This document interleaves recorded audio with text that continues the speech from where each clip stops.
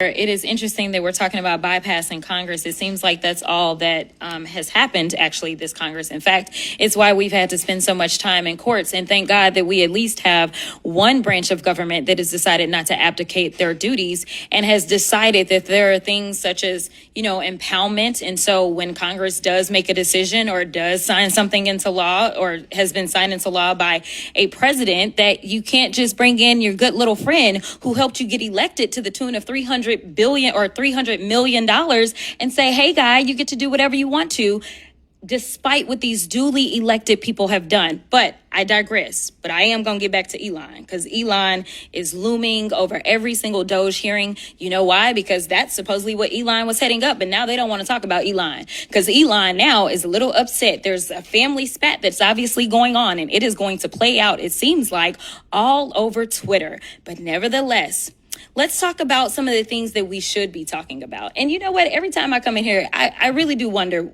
what is the point?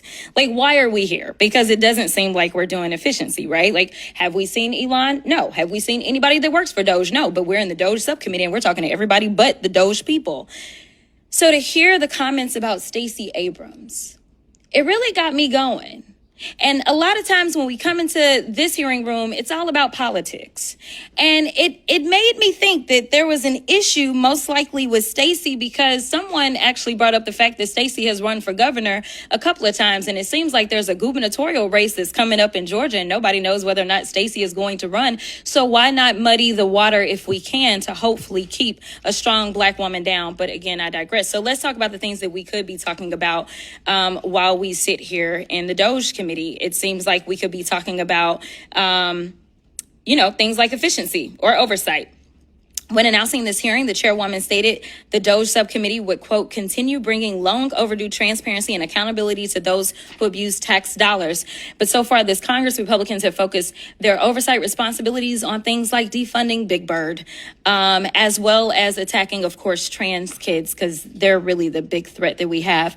We could be talking about how the Trump administration is ignoring these court orders, supporting American citizens, or targeting members of Congress for prosecution, or how Trump signed an order deregulating the cryptocurrency industry just as his family launched a digital currency. We could be having a hearing on how Trump fired members of the National Labor Relations Board for bringing a suit against Elon Musk, or how the Trump administration dismantled the Office of the Federal Contract Compliance while the office was investigating Tesla for alleged racial harassment, or how Trump dropped lawsuits against numerous large companies after they donated to his inaugural fund. We could have a hearing on whether Trump violated the emoluments clause when he not only, it seemed like he asked for a $400 million jet from a foreign government. Trump has put a for sale sign on the lawn of the White House and has allowed wealthy donors to dictate how the government operates.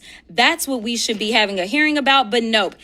They're here attacking nonprofits that deliver food to seniors and disabled folk, provide child care and elder care for working families, job training for teens, and shelter for the unhoused. The Republicans and their witnesses have accused nonprofits of being, quote, radical and, quote, addicted to government money. And listen, I try to find agreement where I can. So I am going to say that I absolutely do agree with that statement to a certain extent, because there is a nonprofit by the name of the Heritage Foundation. And last time I checked, the Heritage Foundation, they are the authors of Project 2025. And we are living through the hell of Project 2025 right now. And something tells me that that's a bit of a partisan thing, because they said it was the conservative playbook. So as far as I'm concerned, I don't know why we would ever look at the Heritage Foundation and think that it's anything but radical and, quote, addicted to government money potentially.